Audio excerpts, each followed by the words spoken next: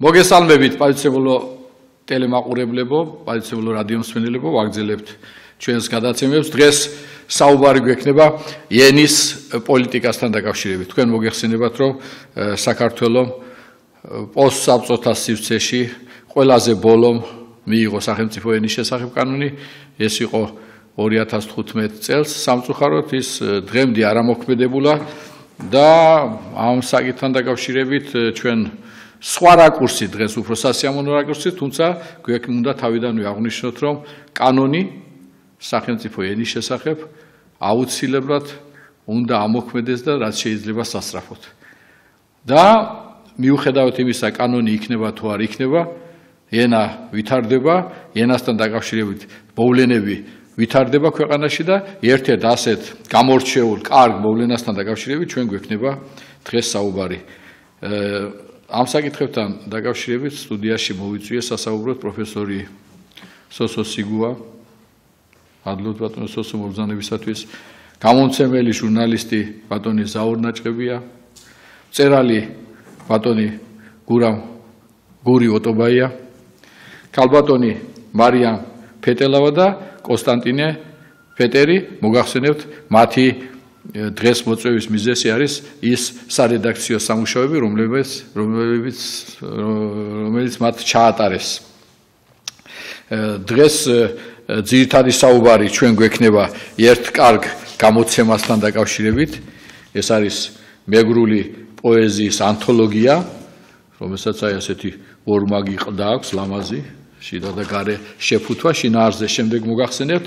თუმცა მე ეს გადაცემა გავაკეთე იმისათვის, რომ მეჩვენებინა ის ფონი, რა ფონი გვაქვს ჩვენ, რა პრობლემები გვაქვს, რა საქმიანობას ეწევიან ადამიანები თავისი ენთუზიაზმით და ამ დროს როგორი არის კონტექსტი სახელმწიფოს ქმედების. ბატონო ზაურ, კანონი ენასთან დაკავშირებით და მისი საჭიროება. დიახ, რადონე მიხეილი, თქვენ საქმის გულში ხართ, რომ 2015 წლიდან როცა მიიღებული იქნა კანონი პარლამენტის მიერ და აღსრულება დაევალა მთავრობას, ჩვენ არაერთგზის მივმართეთ პრემიერ-მინისტრს, რომ ვადაში, ანუ იმ დროში, რომელსაც ითვალისწინებდა კანონი, შეექმნათ სახელმწიფო კომისია და შეექმნათ დეპარტამენტი, სახელმწიფო ენის დეპარტამენტი და დაეწყო ფუნქციონირება. სამწუხაროდ ჯერჯერობითაც უკვე 2017 წელია და ერთი ნაბიჯიც კი არ გადადგმულა, რამდენადაც ვიცით, წლევანდელ ბიუჯეტში სახელმწიფო ენის გასწვრივ არის 0. ეს იმას ნიშნავს, რომ ხელისუფლება, მთავრობა ახლაც არ აპირებს გადადგას ამ მიმართულებით გარკვეული ნაბიჯები. არადა ენასთან ასეთი დამოკიდებულება ხელისუფლების მიმართ რბილად რო ვთქვა, სამარცხვინოა, თუ უფრო მწარედაც არ ვიტყვით. აქ საუბარია ზოგად ქართულზე ცხადია, მაგრამ დღეს ჩვენ წარმოდგენილი გვაქვს მეგრული პოეზიის ანთოლოგია და სახელმწიფომ ზრუნვა ყოველ შემთხვევაში უნდა დაიწყოს იქიდან, რომ ენას პატრონი უნდა გამოუჩნდეს სახელმწიფოს სახით. აი, ჯერჯერობით დამოკიდებულება ასეთია. თქვენ სწორად ბრძანეთ, რომ მიუხედავად იმისა, რომ შეიქმნება თუ არა ეს სტრუქტურები და თავის ვალდებულებას შეასრულებს თუ არა სახელმწიფო, ენა მაინც ვითარდება. თუმცა გააჩნია როგორ განვითარდება იგი. ბატონო სოსო, ჩვენ ამ კანონში სახელმწიფო ენის შესახებ გვაქვს ასეთი ჩანაწერი: ქართველური ენები და კილოები. რა მდგომარეობა ქართველურ ენებსა და კილოებთან დაკავშირებით და ჩვენ პოპულარულად უნდა აუხსნათ საერთოდ ამასთან დაკავშირებით რა მოსაზრებები არსებობს და სადაა მეცნიერება დღეს. ბატონო მიხეილი, 15 წლის წინათ პარლამენტში ვიყავი, მაშინ დეპუტატი ვიყავი, შემოვიდა კანონ პროექტი და სამტკიცებლად ქართული სახელმწიფო ენის შესახებ. და იქ იყო პროექტში, რომ სახელმწიფო ენა არის ქართული, მაგრამ არის რეგიონული ენები, რომლებიც არ არის სამწერლობო და საუკუნეების მანძილზე ცოცხლობს, იგულისხმებოდა ლაზური, მეგრული, სვანური და ამათი ურთიერთდამოკიდებულება სახელმწიფო ენის ფუნქციონირება როგორ უნდა ყოფილიყო. მაშინ ეს ვერ განისაზღვრა და პროექტი ჩავარდა. ეს იყო 2002 წელს.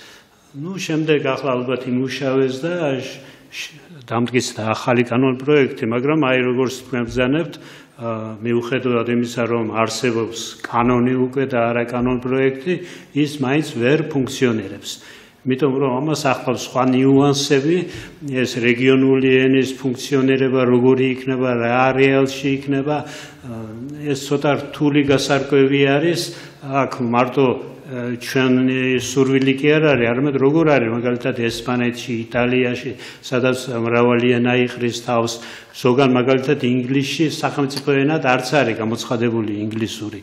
ინდოეთში მაგალითად სახელმწიფო ენა არის ინგლისური, იმიტომ რომ მათ არ აქვთ გამაერთიანებელი ენა. რამდენიმე ძირითადი ენისგან შედგება ინდოეთის სახელმწიფო. მსოფლიოს 62 ქვეყანაში არის სახელმწიფო ენა ინგლისური. ნუ აქედან მოსახლეობა ყველგან ინგლისურენოვანი ცხადი არ არის. მაგრამ აი ესეთი პრობლემები წარმოიშვება. აი ენასთან მიმართებით იგივე პრობლემა დაუდგება ქართულ სახელმწიფოს, როცა მოგვარდება ურთიერთობა აფხაზეთთან და ეგრეთ წოდებულ სამხრეთ ოსეთთან. რა ენაზე უნდა იყოს ფუნქციონირება, რა ენაზე უნდა იყოს კავშირი ქართველობასა და აფხაზებს შორის, ქართველებსა და ოსებს შორის. ისინი ქართულს ისწავლიან? ან ჩვენ შევძლებთ, რომ დავეუფლოთ ოსურს ან აფხაზურს იმდენად, რომ გავაგებინოთ ერთმანეთს, აქ უკვე დგება გამაერთიანებელი ენის საკითხი. თქვათ, ასეთი იყო ინგლისური ევროპა, აფრიკა, აზიის ქვეყნებისათვის. და ასე რომ ენის პრობლემა ერთი მხრივ თითქოს მარტივია, მაგრამ ამ დროს მოიცავს ის სხვადასხვა საკითხების წყებას, მერე შემდეგ როგორი არსებობს მეგრული ენა, როგორი არსებობს სვანური ენა, მსოფლიოში ახლა არის დაახლოებით 5000 ენა, დაახლოებით. ამ 5000 ენიდან ძირითადად განვითარებული ენა ალბათ არის 100-ოდე.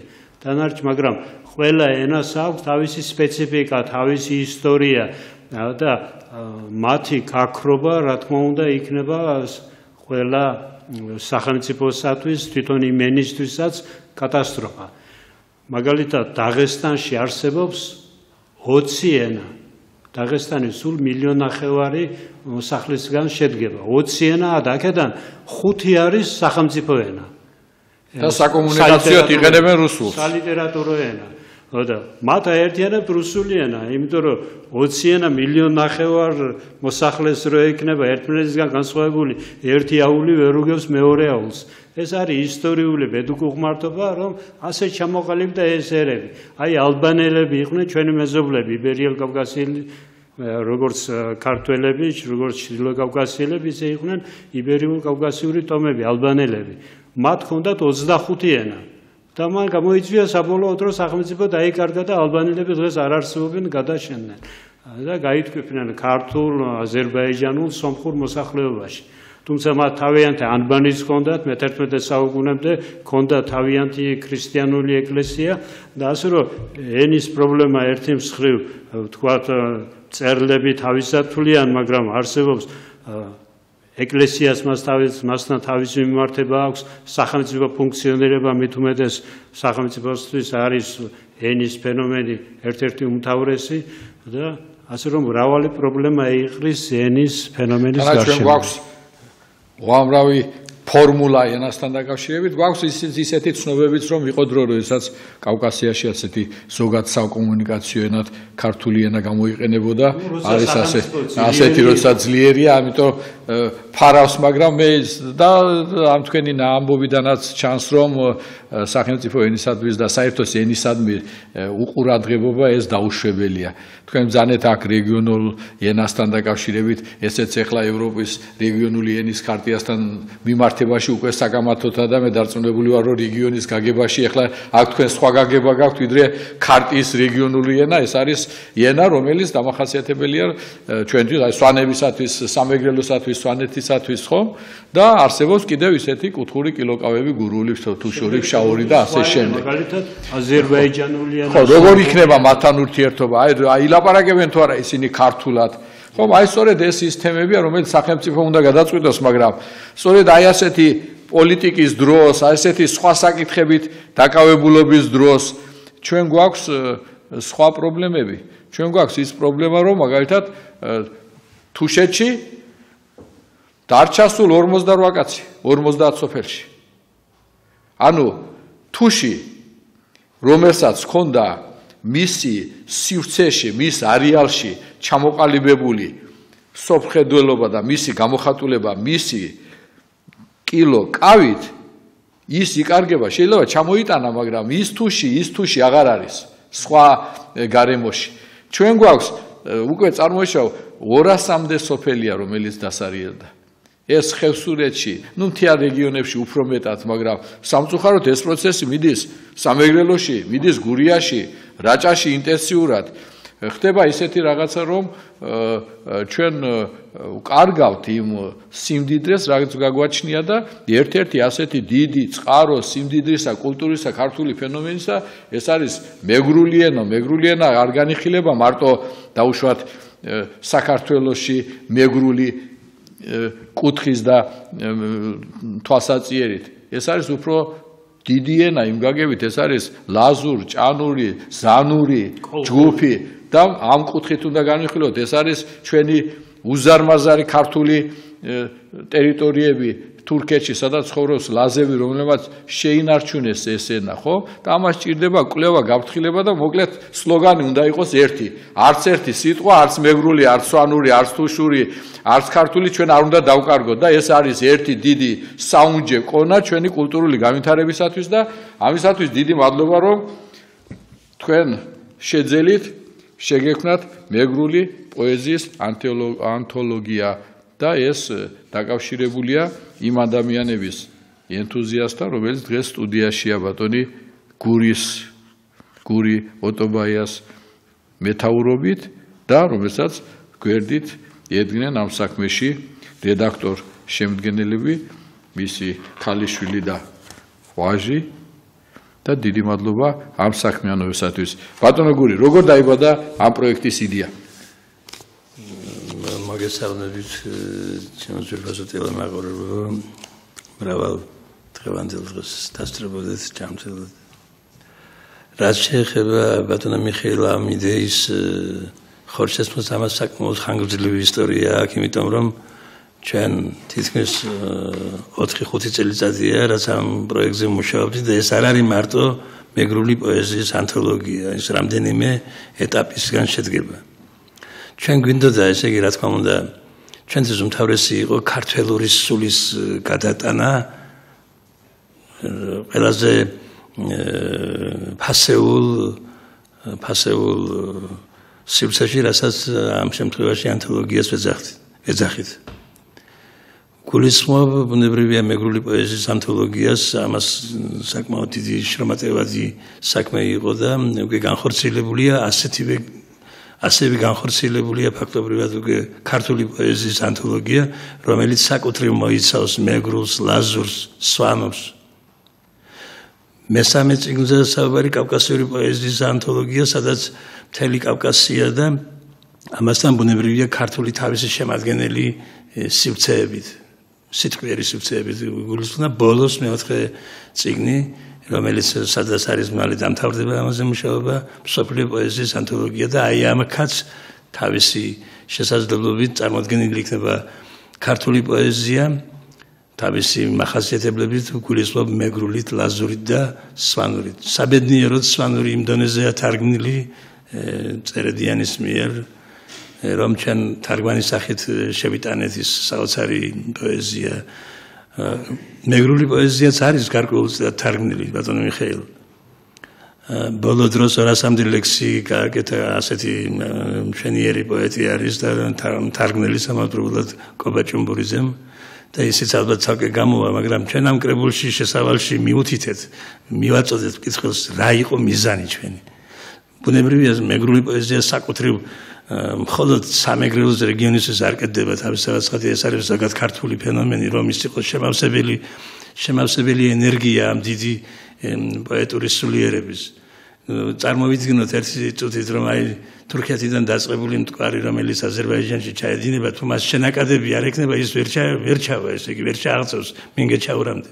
ასევე სიტყვაც პოეზიაც თუ მას მოაკვდება შავხევსურული, თუ მოაკვდება სვანური, თუ მოაკვდება მეგრული, ლაზური, მაშინ ქართული პოეზია ვერ იქნება ის, რასაც ჩვენი დიდი წინაპრები ვაჟე, აკაკი, ილია და სხვები კიდევ მიგვითითებდნენ. აი ეს იყო ჩვენი ძირითადი მიზანი და ეს რამდენი ავტორია აქ? აქ ეხლა თვითონ ეს კრებული საკმაოდ ვრცელტანიანია, რა თქმა უნდა, ავტორების რაოდენობა ცოცხლებს თუ მიგულისხმებთ 50-მდე არის, მაგრამ არიან ავტორები, რომლებიც ნათელში არიან და არის, რა თქმა უნდა, წარმოდგენილი ფოლკლორული მასალა.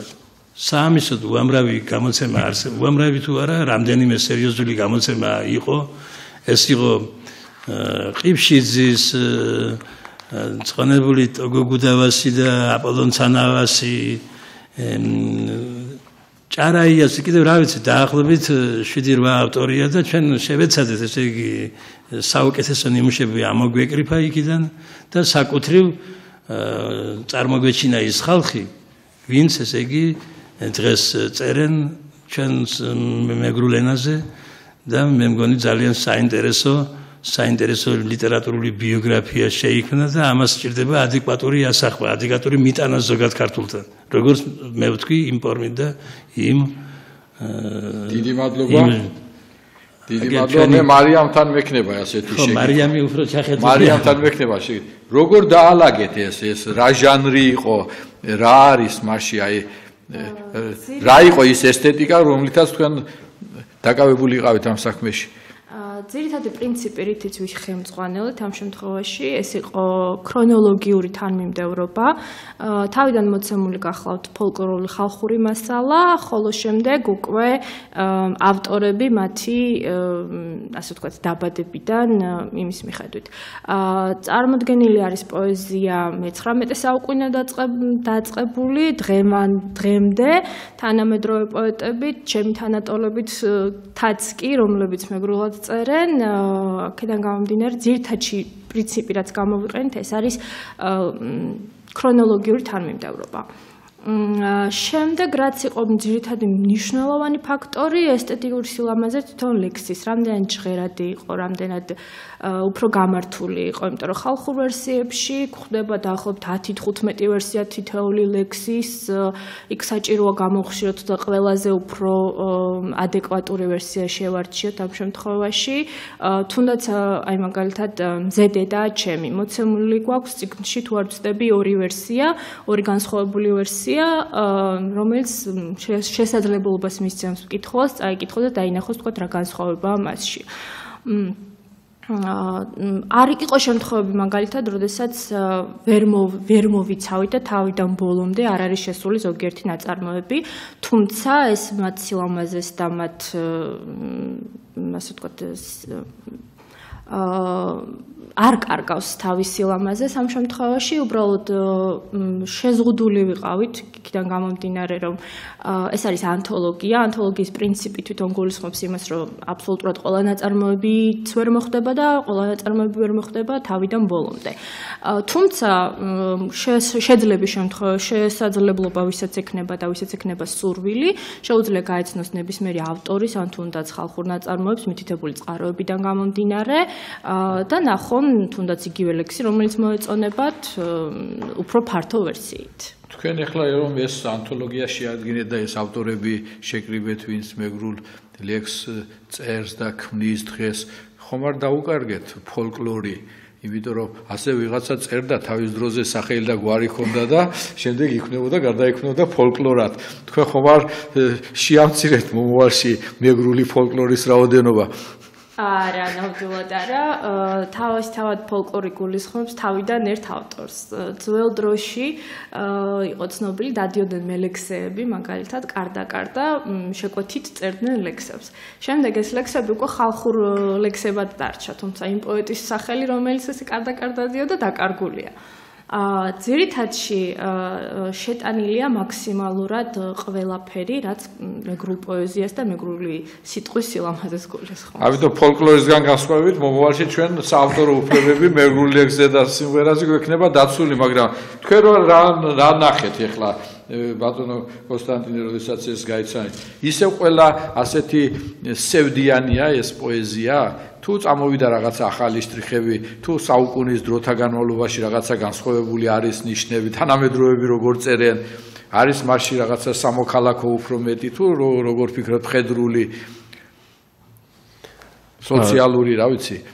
ზოგადად მეგრულს ძირითადში ახასიათებს მაინც ის ძველი ნაღველი, რომელიც ჩვენს ისტორიას გულისხმობს, მაგრამ თანამედროვე მწერლობაში, თუნდაც ახალგაზრდების მაგალითით, წამოვიდა ახალი ენერგია, ახალი მუხტი, რომ ისინი წერენ არა მარტო ჩვენს ისტორიაზე, ქართულ, ასე თქვათ, მსოფლმხედველობაზე და პრობლემებზე და გულის ტკივილზე, არამედ დღევანდელ პრობლემებზეც.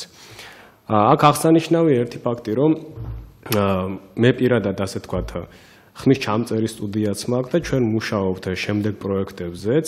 აი აქ ბატონმა გურიმ ახსენა, რომ საუბარი არის ქართული ანთოლოგიის შექმნაზე და მერე მსოფლიო ანთოლოგიის შექმნაზე. და ეს საავტორო უფლებებთან დაკავშირებით ყველანაირად ვიცავთ ამ საავტორო უფლებებს. ჩვენთვის ცოტათი ახალია, მაგრამ თუნდაც აი ყოველი ლექსი არის ავტორთან შეთანხმებული, რა თქმა უნდა, გულისხმობთ საავტორო წარმომადგენელი ვისაც ყავდა ან ცოცხალ ავტორებს. თანხმობითაა ყველა ლექსი მოხვედრილი, ხო? მანდა ვადა თუ აქვს გასული რაღაცა პერიოდი. და ჩემი სტუდია ახლა მუშაობს მეგრული სიმღერების შექმნაზე რამოდენიმე ავტორის ლექსებით. ერთ-ერთი ლექსების წყარო ეს არის ბატონი გურის შემოქმედება და გვინდა რომ ავაჟღერო და ავახმიანოთ ეს ერთ-ერთი ლამაზი ენა. ხოლო რაც შეეხება უკვე სოფლიო ანთოლოგიას, იქ და ქართულ ანთოლოგიას უბრალოდ პირველ რიგში, გსურს შევიტანოთ აი ლაზური და სვანური სიმღერებიც. მოგეხსენებათ, ყველა ენას აქვს თავისი მახასიათებელი შტრიხი. ხშირად გამიგია წუწუნი აუდიო სამყაროში, რომ ქართული ენა არ არის ლამაზი, თქვათ, როკის სამღერად, არ არის ლამაზი რაღაც თანამედროვე კონკრეტული ჟანრების სამღერად, მაგრამ ამას ვერ დავეთანხმები. თითოეულ ენას იმის დამიხვედრ, რომ აქვს თავისი სპეციფიკა, მთავარი არის თვითონ ლექსის სულიკვეთება, რიტმი, შინაარსი და როცა მოიძებნება შესაბამისი მელოდია, შესანიშნავად შეიძლება აჟღერდეს. თითოეულ ენას აქვს თავისი სული, მაგალითად მე როგორც აუდიო ინჟინერი ვხედავ სვანურს ცოტა უფრო საომარი განხრით, ცოტა ენერგიული მუსიკის განხრით, მეგრულს უფრო რბილი მუსიკის და ლირიკის განხრით და ქართული კიდევ უფრო რაღაც სადარბაზო და იგივე აი სამეფო მუსიკის განხრით. ეს ჩემი პირადი შეხედულობა, შეიძლება ბევრი სხვა შეხედულებაც იყოს. ყოველ შემთხვევაში ჩვენ მუშაობთ სხვა პროექტებზეც. იგივე ჩვენ გსურს ელექტრონული ვერსიების ჩადება შემდეგ გამოცემებში. აი მარიამა ბრძანა რომ ვერ მოვიცავით ყველა მასალა და ფიზიკურად ვერც მოვიცავთ. აი თუნდაც ბატონი გურის შემოქმედება საკმაოდ არის შემცირებული. 500 გვერდი ფიზიკურად შეუძლებელია კიდე ამ წიგნში ცალკე ჩაბედო. პერსონალურ გამოცემებზე უნდა შევიწოთ ხელი. რა თქმა უნდა. ამიტომ ქართული პოეზიის ანთოლოგიაში ჩვენ გსურს უკვე მოვათავსოთ მეხსიერების ბარათები და შეიქმნას უკვე ელექტრონული წიგნები, რომელიც მომხმარებელს შეეძლება ნებისმიერ თავის მოწყობილობაზე ჩათვირთოს და გაეცნოს დამატებით. კიდევ ერთი ის არის, ეხლა მაგალითად მე ტექნიკური თვალსაზრისით, ხო, ბატონო, კარგი იქნებოდა წყარედით ახსნა, ხო? ის რასაც კითხულობ. მე მაგალითად ვფიქრობ, რომ ძალიან სასურველია, როდესაც კითხულობ, თუ იქნება წყარედით ახსნა, ასეთ შემთხვევაში ელექტრონულს როდესაც ძანებთ, ეს იძლევა შესაძლებლობას მოცულობით არ ახარ შეზღუდული და ასეთ შემთხვევაში მომხმარებელი ძალიან გაიზრდება, ხო? მთლიანად ქართულენოვანი აუდიტორია ეყოლება და მე სხვათა შორის აი თქვენ რომ ძანეთ მუსიკაზე ვფიქრობ, როდესაც ეხლა ამ საადრომო დღესასწაულებზე გურიაში მომიწია ერთ ძალიან კარგ ოჯახში ასეთი გურული სუფრა იყო, იქ ჩვენი მეგობრები იყვნენ ჩამოსული, შევიკრიბეთ რაღაცა ასე მოხდა და იქ თქვი რომ მეჩქარება ასეთი რაღაცა უნდა გავაკეთო და ასეთ გადაცემას ვაკეთებ და იქ იყო ერთი დიდი მაესტრო, მე მასთან დაკავშირება ვერ მოახერხე, მე გეტყვით სახელდაგვარს და უბრალოდ არ მინდა შეიძლება მე თქვას რომ არა მე ასე აღარ ვფიქრობ ან რომელსაც ძალიან გაუხარდა ეს და თქვა რომ ის დიდი სიამოვნებით წაიკითხავს ამ ლექსებს და შექმნის ეცდება რომ შექმნას ახალი სიმღერები, იმიტომ რომ თანამედროვე პოეზიასაც შეუძლია ფოლკლორის გვერდით დადგეს, ხომ თუ ჩვენ სიამოვნებას გვანიჭებს ასამო და წარმოდგენაც არ შეგვიძლია ჩვენ მეგრული სიმღერის გარეშე, ბატონოსოს რას ფიქრობთ, ხომ? ეს არის უზარმაზარი მასალა შემოქმედებისათვის, ხო? დიახ, როგორც სვანური პოეზია აქვს, ბატონმა გურიმ ახსენა დათო წერედიანის თარგმანები შესანიშნავად აქვს თარგმნილი მას სვანური პოეზია. აი ესე უნდა იყოს ეს მეგრული ლექსები, თორემ თუ ის ჩაიკეტება მხოლოდ მეგრულ ენაზე იქნება ასე დღეს, როცა ასეთი კონტაქტებია, ურთიერთობებია, მაშინ რა გვინდა თუ ქართულად ქართველმა მკითხველმა ვერ გაიგო. არა, ისედაც საინტერესოა, აი თუნდაც მე არა ეს ჩემი პროფესიული ინტერესი, ხო?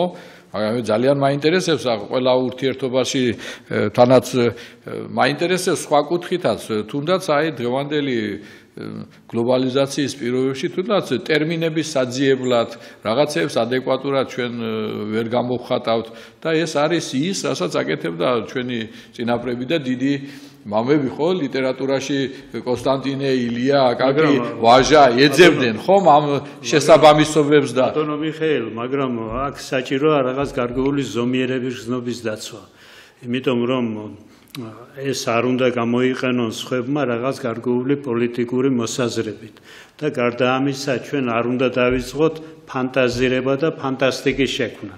მაგალითად ასეთი ფანტასტიკაა, როცა ზოგიერთი ავტორი აცხადებს, რომ მეგრულ ენას აქვს თურმე 1.400.000.000 სიტყვა. ხოლო ინგლისურში ყოფილა მხოლოდ 500,000 და მეგრულში ყოფილა 1.400.000.000. ნუ ახლა ამაზე სერიოზულად ხო არ შეიძლება ლაპარაკი. ნუ ახლა ეს დათვლადია, არა. თუ მოიტანს და დადებს, იქნება ახლა თუ ყველა ბრუნვაში განიხილავს ერთ სიტყვას შეიძლება. მაინც არ იქნება. ბატონო მიხეილი, ახლა აქვთ ასეთი პროექტი, რომ აი უნდა კომპიუტერში გაკეთდეს, ესე იგი 25,000 ტომად მეგრული ლექსიკონი, ცალკე უნდა გამოვიდეს ნაშრომები 20 ტომად და ნუ ახლა ეს მე მგონი არასერიოზულია. არა, ეს თუ ჩვენ რა გარკვეულ ჩარჩოში, აი სახელმწიფო ენაზე იყო აქ ლაპარაკი, ჩვენ ქართული სახელმწიფო ენის პრინციპი უნდა დავიცვათ და მეგრული, სვანური და ლაზური უნდა განვიხილოთ მასთან მიმართებით, როგორც მისი შემადგენელი ნაწილი. ერთიან სისტემაში. ერთიან სისტემაში და ახლა რაიმე დაპირისპირება და ასეთი ეს თვითონ მეგრულ ენას უტეხს სახელს ასეთი. არა, ჩვენ საუბრობთ ისეთ რაღაცებში არ უნდა გადავიდეთ, სადაც შემოდის პოლიტიკა. პოლიტიკა შემოდის სხვისი წისქვილზე წყალის დასხმის კუთხით. ჩვენ გვაინტერესებს ის სიმდიდრე, რაც ჩვენ გაგვაჩნია. სიმდიდრე არის მეგრული ენა, სიმდიდრე არის ლაზური ენა, სიმდიდრე არის ყველა კილო კავი და ყველა მოქნეული სიტყვა და თანაც ეს არის სიმდიდრე, როგორც ივანე ჯავახიშვილი იტყო და არქეოლოგიის ტოლფასი, ხო? ჩვენი ისტორია ორია, ერთი მიწის ქვეშ რა არის და მეორე რა შემოინახა ენამ და ეს ჩვენ თითეული ადამიანი, რომელიც ჩვენ ვატარებთ ამ კუთხის ენას, ჩვენ ამავე დროს ვართ იგივე მნიშვნელობის როგორც არქეოლოგიური ძეგლი, თუ ამას გამოვიყენებთ სახელმწიფოებრივად. ბატონო მიხეილ, აი გამოცემული არის ოთარ ქაჯაიას 4-ტომეული მეგრულ ქართული ლექსიკონი, ეს სოლიდური გამოცემა არის, დიდი ფორმატის ტომები არის, სადაც აღრიცხული აი ძირითადი ლექსიკური ფონდი, რაც გააჩნია მეგრულ ენას. რა თქმა უნდა, ქართული კულტურისათვის, ქართველი ერის ისტორიისათვის აუცილებელი არის ლაზურის, მეგრულის, სვანურის გამოყენება და ათვისება. რადგან ბევრი რამ, რაც ქართულში გაუგებარია, ის იხსნება სწორედ მეგრულით, იხსნება სვანურით. ბევრი ტოპონიმები აღმოსავლეთ საქართველოში, რაც არის, ახლა მოულოდნელი და გასაკვირია, მაგრამ არის სვანური. მაგალითად, სიტყვა კოჯორი. კოჯორი არის კლდე სვანურად. სვანურად. მეგრული სოფლები ზანავი არის, ეგრისი არის, მთელი მეგრული ტოპონიმები არის აღმოსავლეთ საქართველოში, ქართლში. და ქართლში კი არა, არის სოფელი თუშეთში, რომელსაც ქვია დოჭუ. ეს წარმოუდგენელი ახლა საიდან უნდა ყოფილიყო, საიდან უნდა გაჩენილიყო მეგრული ტოპონიმი თუშეთში.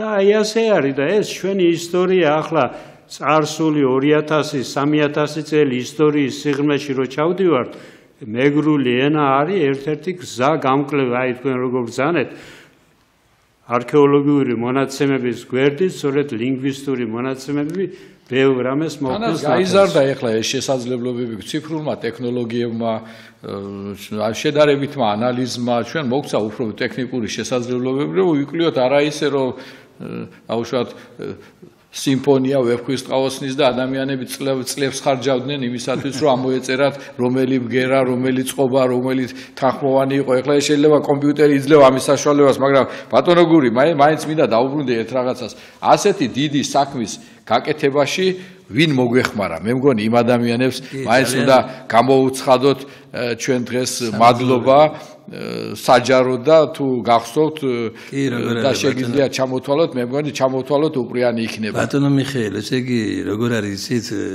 ამ პროექტზე ჩვენ დიდი ხანია მუშაობდით, მაგრამ მისი განხორციელება ამ ფორმით ნამდვილად გაჭირდებოდა და ალბათ ვერც მოხერხდებოდა.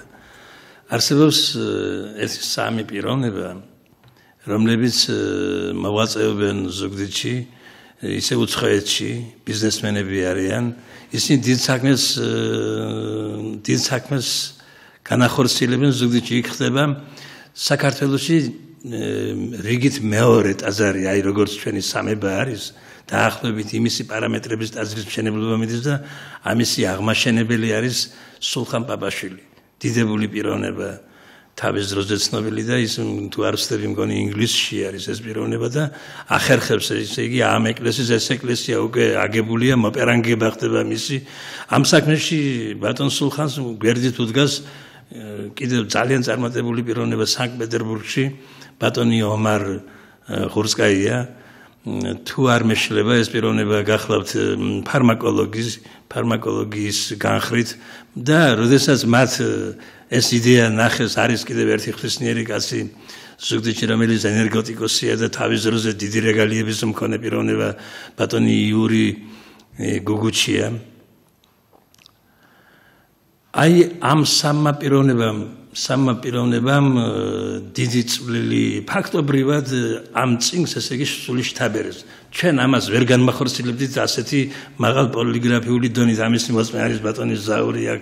ჩვენ უფრო მოგზალებულ გამოცემას დავჯერდებოდით ალბათ, მაგრამ მათმა ძალისხმევამ, მათმა ფინანსურმა მხარდაჭერამ ჩვენ შეგვაძლებინა ეს წიგნი გამოგვეცა და ავტორებისთვისაც გვეჩუქებინა, მიგვეტანა ყველა ადგილას. საკმაოდ დიდი ტირაჟით არის, არა? საკმაოდ დიდია, მიგვეტანა ყველა ადგილას, სადაც იგი მისი გაცნობა და წაკითხვა შეიძლებოდა.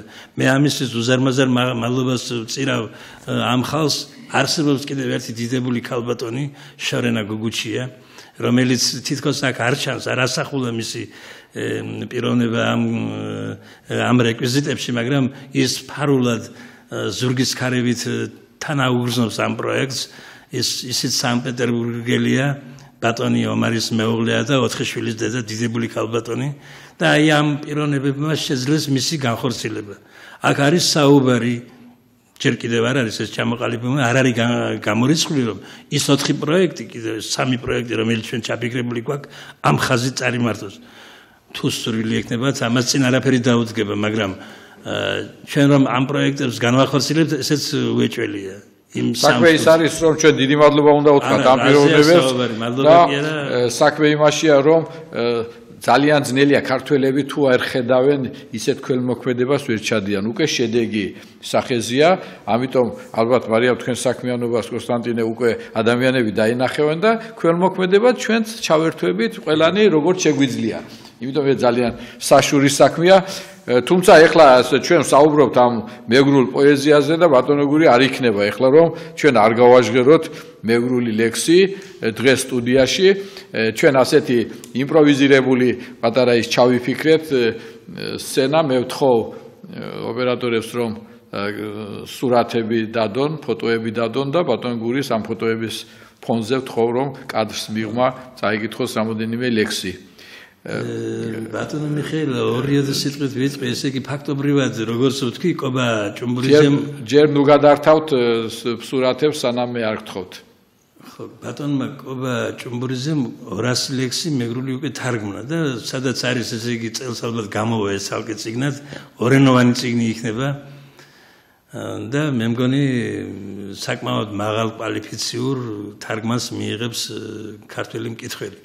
ხოლო მე პირადად დიდი ხანია ამ საქმეს მივყვები, თარგმნიდი ხოლმე ჩემეული თარგმანებით მე ბილინგვას სახით, ესე იგი ორენოვანი წიგნები გამოვეცი რამდენიმე და აქედან 1-2 ლექსის წაკითხვა შეიძლება თუ თქვენ დამთავრდნებას ორივე ენაზე წავიკითხავდი. კი ბატონო. შილდის არ იქვია ერთს ეს ხო, ეხლა სურათები ჩავრთო და მე მობილურის რეკავს და ბოდიშს მოვხდი, იქნებ დავირეკონ თავიდან, იმიტომ რომ გავაგრძელებთ შემდეგ საუბარს.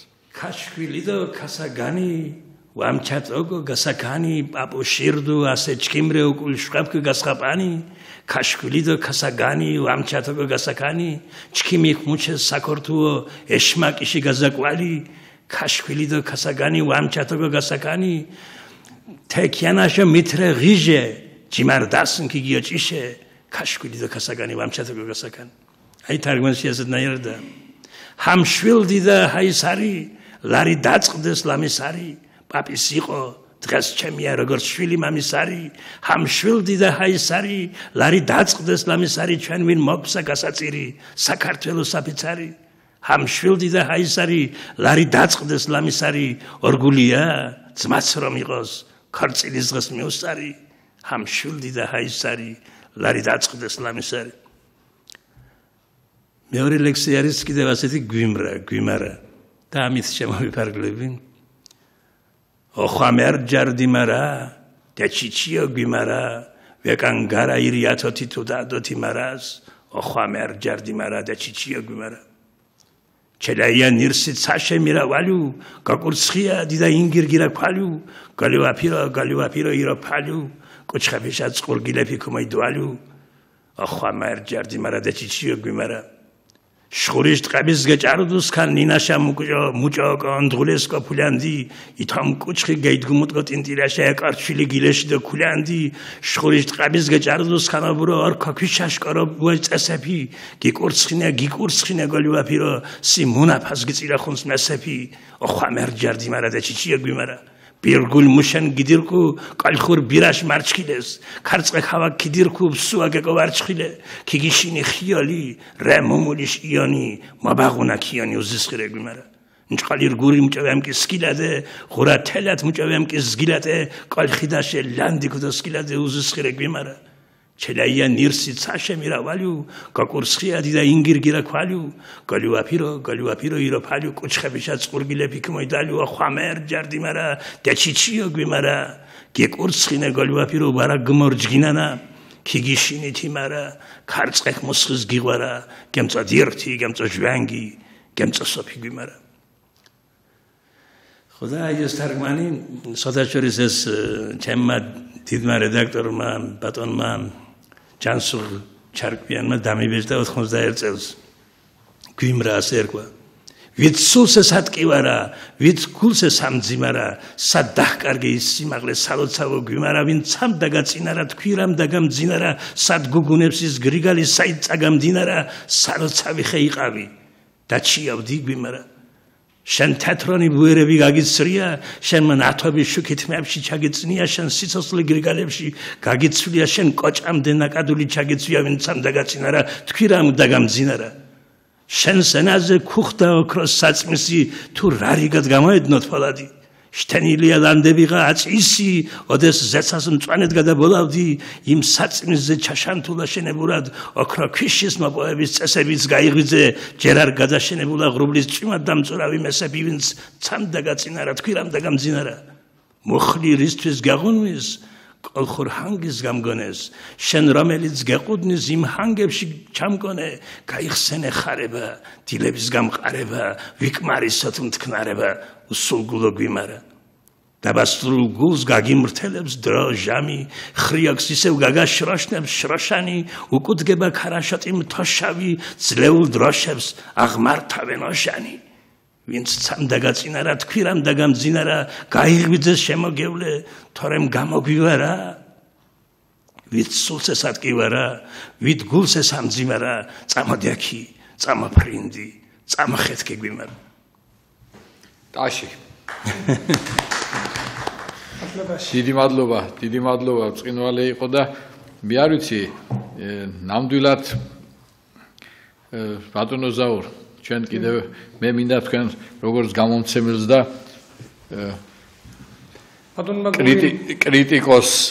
კრიტიკული თვალით ვითხრათ რას უსურებ ამ წინგს მე ვიდექი მართლაც და იმ პერიპეტიებს რასაც გამოცემა ქვია პირველი წუთებიდანვე კი პროექტის ჩაფიქრებისა მე ვიცი რა ტიტანური შრომა ჩაადო ბატონმა გურიმ ამ წიგნის გამოცემაში იური ბატონი იური გუგუჩიას იმდენი ფინანსურს არა მხოლოდ ფინანსურზე აი მისი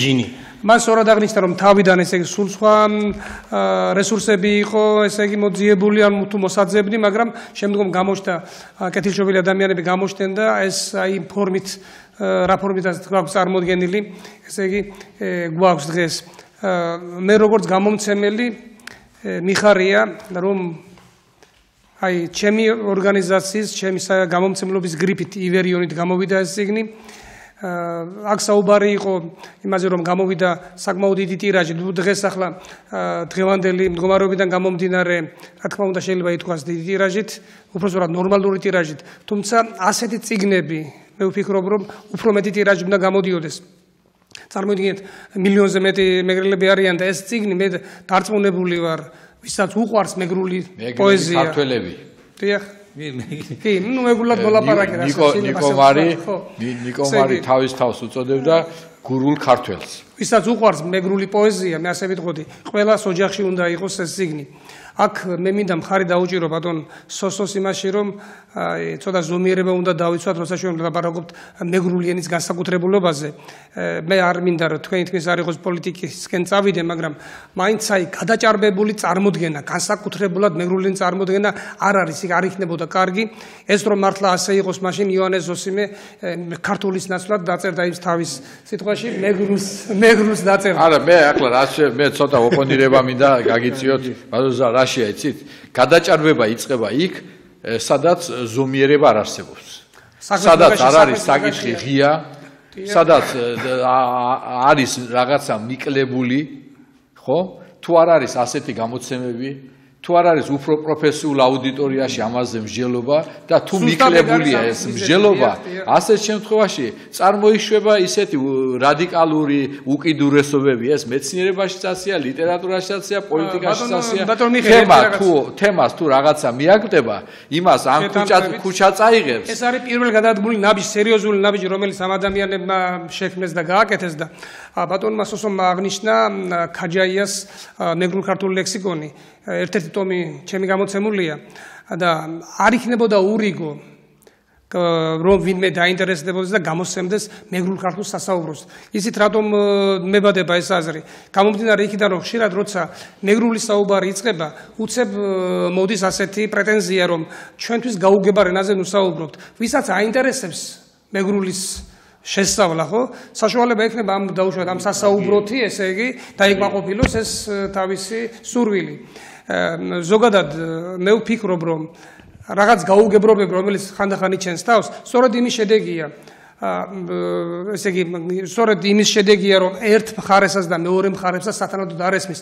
ჩვენ ესე იგი არ ვამტკიცებთ რომ მეგრული ენა დაუშვათ ეს არის განსაკუთრებული ენა, მაგრამ მეგრული ენას იმხელა სალარო აქვს. იმდენად მდიდარია მისი სალარო რომ არ შეიძლება ესე იგი დიალექტის დონეზე დაიყვანო, რასაც ზოგიერთები ახერხებენ და ეს იწვევს ხოლმე გაუგებრობას და გაუზიანებას. უამრავი მე ნახე ეს ვერსიები ხო არის ესეთი რომელიც დიალექტად განიხილავს, არის ზანურის განშტოებათ არის არნოლდ ჩიქოგოვას ვერსია, ნიკო მარის ვერსია, ანუ ძალიან ბევრია ახლა ეს ძალიან სპეციფიური თემაა, თუმცა გაგებასთან დაკავშირებით მე მინდა ერთი რაღაცა ვთქვა, მაგალითად, აი ჩემთვის მაგალითად აი ესეთი აი საჯაროდ მინდა ვთქვა, მაგალითად მეგრულ ქართული ლექსიკონი მაგალითად ჩემთვის გაუგებრობა, უფრო გასაგები იქნებოდა მაგალითად მეგრულის განმარტებითი ლექსიკონი.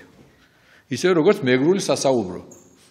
ხო, მეგრული ენის სასაუბრო რა, ჩვეულებრივი, იმიტომ რომ ამას არ ჭირდება მეტი დამატებითი გართულება, თუმცა ეს რომ უნდა იყოს საჭიროება, მე უფრო მეცას ვიტყვი. სწორედ ამიტომაა სახელმწიფო ენის პოლიტიკა და ასე შემდეგ, იმიტომ რომ თუნდაც ეს რას უწოდებთ მას, ფაქტია არსებობს ენა, არსებობს ადამიანები, იქნება გასაგრძნებელი კულტურა ამ ენაზე, მაგრამ ჩვენ რომ ამას უნდა ვეზიაროთ, ეს შეიძლება იყოს ფაკულტატური კურსები, ეს შეიძლება იყოს სკოლებში, არა მარტო მეგრულის, სვანურის, მეგრულის, თუშურის, ლაზურის, გურულის, რა ვიცი, აჭარულის, მოკრებილი იყოს ეს ფოლკლორის სახით, ფაკულტატურის სახით, ბავშვებმა ეს ნახონ, სტუდენტებმა ნახონ, იყოს უნდა კვლევის ცენტრები ძლიერი, რომელიც არც ერთი სიტყვა ჩვენ არ უნდა დავკარგოთ. ფოლკლორი, ახლა კოტეტიშვილი ცხონდა მისისული, არა, კოტეტიშვილი და დამთავრდა საქართველოში ფოლკლორი. არ უნდა ამას პოპულარიზაცია, არ უნდა ამას გამოტანა, ანუ გასაკეთებელი აქ სამკალი ბატონო ფრიად არს. და აი ბატონო მიხეილ, ამიტომ უნდა არსებობდეს სწორედ როგორც იყო ისე, უნდა აღდგეს ქართული ენის პალატა. რომელსაც მარტო ის კი არ ექნებოდა პროგრამები ექნება სპეციალური მარტო მართლწერის საკითხებზე კი არ ექნებოდა და სპეციალებული. არამედ აი ამ ფართო სპექტრის პრობლემების გადაჭრით იქნებოდა დაკავებული. თქვენი რეკომენდაციები საზოგადოებას და ხელისუფლებას, მაგრამ ჩემი რეკომენდაცია იქნებოდა მაქსიმალურად გაეცნონ ქართულ ენასთან მეგრულსაც, სვანურსაც და ლაზურსაც. მე პირადად უნივერსიტეტში ვსწავლობდი ლაზურ ენას, მართალია ძალიან მოკლე პერიოდის განმავლობაში, მაგრამ საკმაოდ წარმატებული პროექტი იყო მაშინ. მუშაობდნენ და ახლაც მუშაობენ ლაზური ენის კუთხით. სამწუხაროდ არ იყო მაშინ სვანური ენა და იმედი მაქვს, რომ ახლა დამატებული იქნება სვანური ენაც. ჩემი პირადი აზრია, რომ საქართველოში არსებულ ყველა ენაზე ქართველი თუნდაც თბილისელი უნდა ლაპარაკობდეს და არ უნდა იყოს დასაძრახი, როდესაც ადამიანი თუნდაც მეგრულად ან სვანურად საუბრობს, არ უნდა იყოს მოთხოვნა მაქსიმალური, რომ თუნდაც ქართულად მესაუბროს. დასაძრახი ეს უნდა იყოს არა გაუგებარი, არამედ გასაგები. გასაგები უნდა იყოს, ზუსტად ამის თქმა მინდა, რაც უფრო მეტი ენა გვეცოდინება, რაც უფრო მეტი სიტყვა გვეცოდინება სვანურმა და მეგრულმა შემოინახეს ის ხუთი ანბანური ასო, რომელიც ქართულში თანამედროვე ქართულში აღარ გამოიყენება და აღარ ვიყენებთ. სამაგიეროდ მეგრულში და სვანურში ეს ასობგერები გამოიყენება დღემდე. თუნდაც ამიტომ უნდა ვცეთ ბარბენოს გადაკავართ ახლა მე ისე ლიტერატურების კამათში და ჩემი მეგობრები ლიტერატურების შემდეგ დავიწყებენ კრიტიკას ეს ეკონომიკა ხომ არის პოლიტიკას ნუ გავშორდებით. თქვენი რეკომენდაციები კონსტანტინე. ჩემი რეკომენდაცია პირველ რიგში ის იქნება ქართულ საზოგადოებასთან ქართული ისწავლონ კარგად. ხშირად ადამიანს ქართულად ვესაუბრები და ქართული არ იციან და აქედან გამომდინარე, ქართულს რო ვისწავლეთ კარგად, მე უნდა შევინარჩუნოთ და პატივისცემთ ჩვენს კულტურას, იმის გამო, რაზეც სისხლს ღვրიდა 10,000-ობით და მილიონობით ქართველი, ლაზები, ჭანები, მეგრელები, გურულები, კოლხები, ქართლი კახეთი, ყველას ვერ ჩამოვთვლი. ამის შემდეგ კარგი იქნება თუ გვაინტერესებს და გვინდა გავიგოთ ჩვენზე რას ამბობენ, ან თუნდაც იგივე ლექსი ან რაიმე ისტორია წავიკითხოთ, შევისწავლოთ სხვა კუთხური ენები და დიალექტებიც. იმიტომ რომ თუნდაც აი ხევსურული დიალექტი რო ავიღოთ, იქ იმდენი ენა, უბრალოდ იმდენი სიტყვა, რომ ზოგჯერ შეიძლება დაგებადოს ეჭვი, რომ ეს ენა ხომ არ არის. და შეიძლება ვერ გაიგოს საერთოდ ვერაფერი.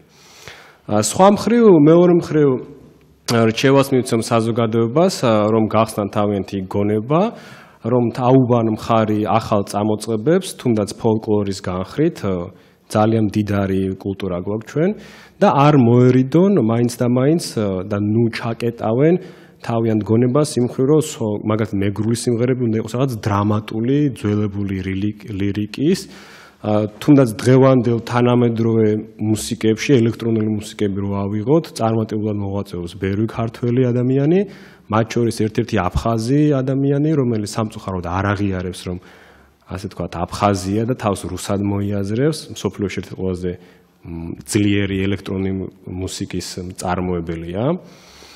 და ურჩევ ყველას შემოქმედებას მიიღონ მაქსიმალურად ხელი, ჯერ შეისწავლონ რაიმე კარგად და შემდეგ უკვე გაარჩიონ კრიტიკულად. აქ ჩვენ უნდა დავამთავროთ გადაცემა, დრომ სწრაფად გაიბინა. მე კიდევ ერთხელ ძალიან დიდი 1 წუთი, ბატონო გური, მე ვთხოვ რომ 1 წუთი გვაჩუქონ და თქვენი ასეთი გვირგვინის სიტყვა და მომავალი გადაცემებში კიდევ მოგზანდით. გამოგზავნებები გქონდა ბატონო მიხეილ, მე არ შემიძლია არ თქვა იგივე მწერლის გაზეთმა, საერთო გაზეთმა გამოხმაურებები ქონდა აზერბაიჯანული გაზეთიდან და გაგრძელდება ეს პროცესი თავისთავად ცხადია.